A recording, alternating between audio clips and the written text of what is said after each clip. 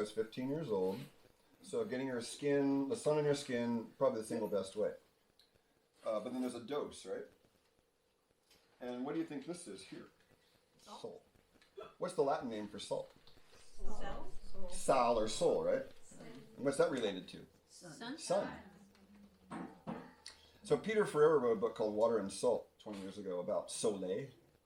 So what you would do is you would add water to this. The salt would dissolve down to about there. Oh, I should show up the camera. So if you add water to this, the salt will go into the water, and then it'll be concentrated. And when you have a salt solution that's concentrated, it concentrates at 27% sodium chloride. So it's 4 times less salt in the liquid than it would have in this. And that form of minerals is very easily absorbed because this is crystalline form. When it's in water, ionic form, there's all this ionic colloidal, I think it's ionic form. So easier to absorb, and you capture in the sunlight in this crystal. To prove my point, I've taken one of these tiny, this is the coarse ground Celtic. So one of these tiny little crystals here, and I got a really powerful camera years ago, and I zoomed in on it and took a photograph of it, and there was these little green veins. So that was algae growing within the salt crystal. So I called up one of my teachers, and they said, yeah, that's the live protein mineral matrix, because it's still raw. So like Morton iodized salt, it's a cooked salt, highly refined. And the form of iodine they add to it has to be held in place with dextrose. So refined salt has refined sugar added to it to hold the iodine in. And it doesn't have to be on the label. And they cook it at 550 degrees Fahrenheit. So it's heated, and that's how they add all that stuff. So the salt conspiracy, really, because I'm a salt snob for 30 years, I buy about 5, 6, 7 salts. There are probably 15, 20, 30 good salts around the world. They are available. So it's a way to capture sunlight, is the point.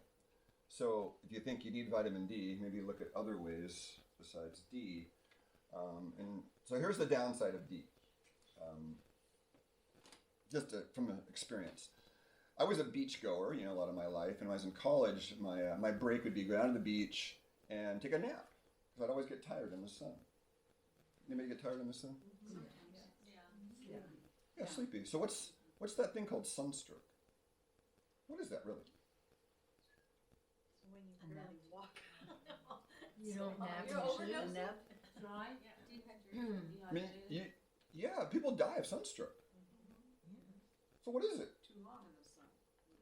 Because they're not resting. They're in the sun and they're active and they should be resting. No salt. Dehydration, minerals is one, yes, and there's another reason why. Salt. Pardon? Minerals. You sweat out those. But what if you're not sweating? Salt. Some people don't sweat. Maybe the heat. That it's higher than your body. What was I just talking about? Salt. No. What vitamin was I just talking about? Too much D. So sunstroke is vitamin D toxicity. And now we're ready for this. Get ready for the action slide. So I'm here to teach actions of things. We're stuck in these thou shalt not worship false idols. We're worshiping the false idols of chemistry. Sound effects, right? Thou shalt not worship false idols. To worship the photograph of me running a race at a moment in time and telling it it's me is insanity. Chemistry is a snapshot of a chosen parameter at a moment in time. Correct? So your red blood cell count at 11:40 on September 11th, right? Well, I shouldn't say that. September 19th. 9/11. Wrong day. And then so the process would be you need 2 lab works to see a process, wouldn't you? Your red blood cell count was 300 at September, and then it was 400 in October, then you could say the process was an increasing or an anabolic process of building red blood cells. That's what I'm here to teach. And then chemistry is part of that, certainly. You don't throw out the photographs of someone running a race, because if you string enough photographs of someone running a race, you can see they ran a race around a track. But if you have one photograph, you see what I'm saying? It's one point in time. It's worthless. There's no context. So whenever I have someone's lab work, I ask for context. What's your wishes? What's your dreams? I don't want to hear your complaints. Complaints don't get us anywhere. If you don't have a solution for your complaint's worthless. That's what I was taught in business school. Shut up. I don't hear whining, Craig. I was called a whiner 1,000 times in my life. Shut up, you whiner. Well, maybe I should come up with a solution, right? Not be a whiner. So the action of D is take stuff out of your gut and get it into the blood. So it's like 4 arrows going towards a spot. So sunstroke then is the resources in the skin and the nerves get taken back into the blood, and you get tissue starve out on the periphery. So your eyeballs, your kidneys, your toes, your fingers, your skin, they're getting less resources because D is saying putting it back in the blood. So how did our ancestors offset that? Because they were wise. Salt is one, but they would boil or soak barley and drink this barley water all day, and there was a vitamin in there that we don't talk about because it couldn't. We got to go all the way back to that, but I'm not going to go there yet. So there's a vitamin called vitamin F as in Frank, and it's part of the E complex, and it has the opposite action of D. It says put resources back in the peripheral tissues. Vitamin F. You say, well, it has vitamin F, and it's a complicated story. So Standard Process has a product called Cataplex F, and it's got bovine liver fat extract, flaxseed, prostate tissue, iodine. You go, I'm not going to eat prostate. Flax isn't going to give you enough. And what the fuck? So empirically, I've been using F. I was never for sunscreen. I've been surfing not every day, but for 40 years I've been surfing.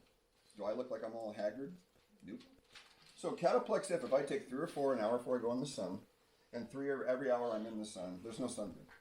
About 100 people do this. But if you don't dose every hour you're in the sun naked, you'll get burnt. As one client said, look, I'm all sunburned. Your theory is incorrect. And I go, did you dose every hour? And they go, no, I didn't. And I go, well, then we still have 100%. So what's in it? It's weird. Flax seeds, bovine liver fat extract, prostate tissue. So the ladies, prostate. Yeah.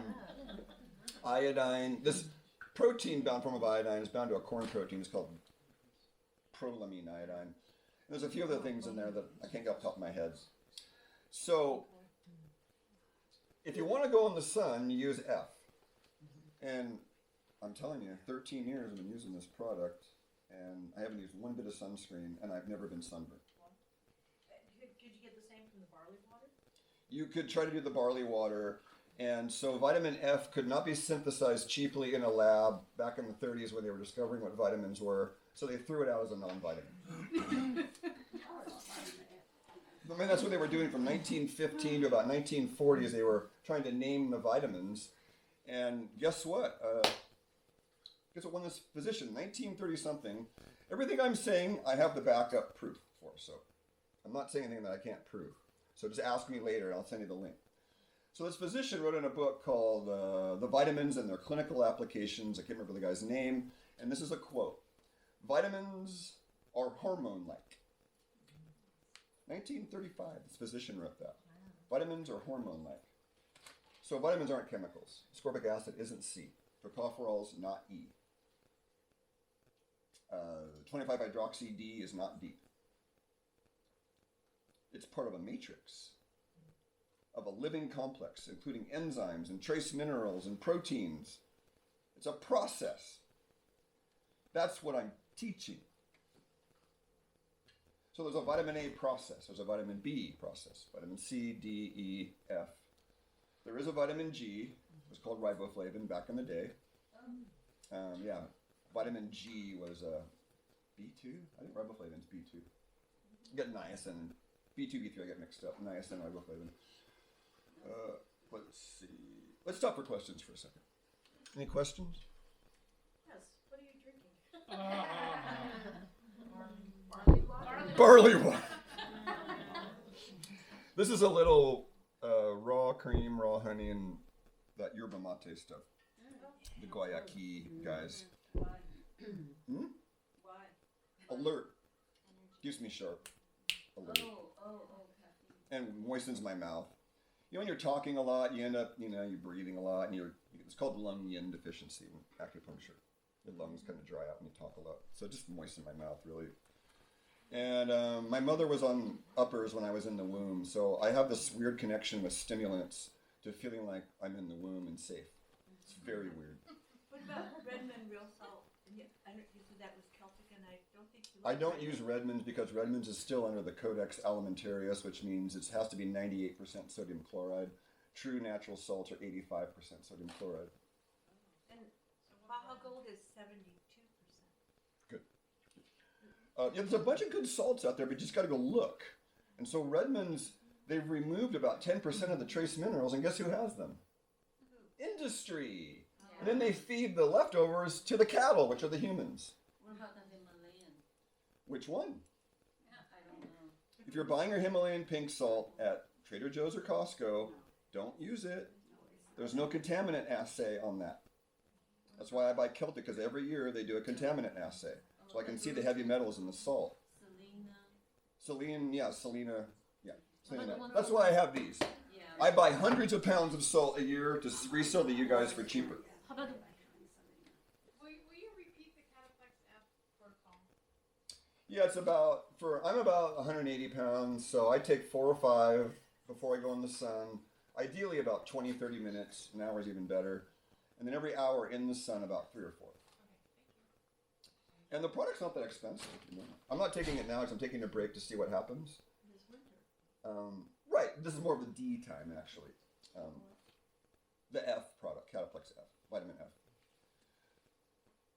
Yes. How about the pink Himalayan salt from the Whole Food? Are you familiar with them? The one in glass jar. So there was a certified Himalayan pink salt that was in Peter Ferrera's book, Water and Salt. And I don't know if that brand is still around. But I know Paul Gaylon, if you know Paul over in Santa Cruz, Gaylon, he has a company called Central Coast Nutrition, I believe. You can find his information through me. And he's selling the big box. Somebody calls during the recording. You gotta love it. Let's see if it starts back up. That's fascinating. That's a weird notification. It blocks the recording. All right. Got you. The salt, the website? What's the name of that website? I believe it's Central Coast Nutrition, maybe .com. But there's a phone number too. So if anybody wants it, we can do it with email, resource email, and we send it off to Alyssa. Any other questions? Can you say about the barley water again? Because Koreans, they drink barley tea. And I'm wondering if maybe they knew something back then. And the Tibetans do a lot of barley. I believe you could use your local grain, oats, barley, rye, wheat, and so Rejuvelac? I think Rejuvelac's the best way to use it, where you sprout them and then you put the sprouts in the water and then drink that water every day. And I don't know how many days you can do Rejuvelac for. Anybody ever done it? Multiple days? I think I got 2 or 3 days out of mine, and then it was just this weird kind of sour rot, and I was like, I don't really. It's probably not. So you can soak it and drink the soaking water, but I heard there was a boil method too. And this material is very hard to find. You can find vitamin F material on SeleneRiverPress.com. You go to the archives and type in the keyword vitamin F. And I have all that. I can send you a direct link to my Google Drive. I have it already collected. So there's a couple of essays on vitamin F that Royal Lee wrote. Oh, one second. You may or may not get vitamin F from barley, is that what you're saying? You might not get enough because you go out in the sun and you see. Yeah. So I'm going to just finish this one thread. So then F was part of the E complex, and there was a bunch of very obscure facts about it that Lee was meeting with Price, is my point, and Bernard Jensen, and they were having these study groups. Can you imagine what Bernard Jensen, Royal Lee, and Weston Price in the same room? What about Edgar Casey? Did they hang Maybe he was hanging out too, I just know about those 3 because Royal Lee's library out in Wisconsin is the size of this house, and he knew every quotation and every paragraph in every book and where every book was in his library. He had that kind of a memory. Are you freaking kidding me? You go, oh, that book over there's got a paragraph 3, page 214, section 2. He wrote it. I wish my memory was that good, man. More mate. Oh, that's the other thing. Maximum mental alert. If anybody wants, this is what I drink all day. This is my maximum mental alert formula. Alyssa's got some. And you made it up so yourself. I broke my neck, remember. So I've been growing neurologically regenerative herbs for 25 years. Let me carry them around because I fix up the houses I live in. I do permaculture. And then the landlord says, oh, you can live here forever. And then 3 years later, they go, oh, the value of the property is so high, I'm going to sell it now. Bye, Craig. And I've had about 20 of those in the last 25 years. So I keep them all in pots and then I plant. And so, Bacopa and Goticola are the two main. And they are water purifiers in nature. You're going to see this correlation with the brain regenerative herbs are water purifying herbs. Because the brain of the earth on the plants is in the earth. Plants are inverted humans.